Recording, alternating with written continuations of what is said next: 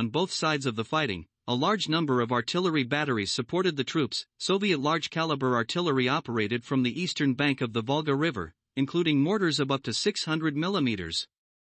During urban combat, Soviet troops widely employed snipers, among whom were a number of women. For instance, Nikolai Ilyin, a locksmith from the Donetsk city of Voroshilovsk, destroyed 194 enemy soldiers and officers, while Vasily Zaitsev eliminated 225, including 11 snipers. For both Stalin and Hitler, the Battle of Stalingrad became a matter of prestige in addition to the strategic significance of the city. The Soviet command moved the reserves of the Supreme Command from Moscow to the Volga, as well as transferred air forces from virtually all over the country to the Stalingrad area.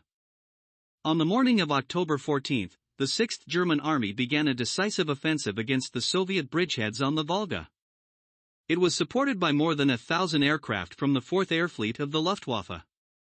The concentration of German troops was unprecedented. 3 infantry divisions and 2 armored divisions were advancing on the front line of only about 4 kilometers, targeting the tractor factory and the barricades factory.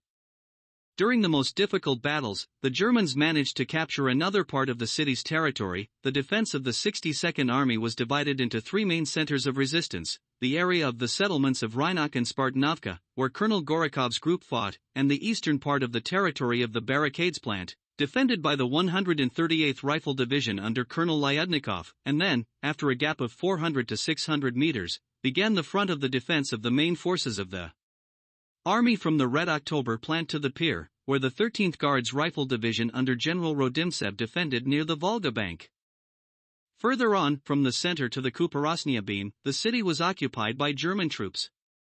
The southern part of Stalingrad, from Kuparosnoye to Krasnoarmeysk, continued to be held by units of the 64th Army. Soviet troops stubbornly defended themselves with the support of artillery from the eastern bank of the Volga and from the ships of the Volga military flotilla. However, the artillery on the left bank of the Volga began to suffer from a shortage of ammunition due to the preparations for the Soviet counteroffensive. On November 9, the cold set in, with the temperature dropping to 18 degrees below zero. The crossings over the Volga became extremely difficult due to the ice floes floating down the river, and the troops of the 62nd Army experienced an acute shortage of ammunition and food.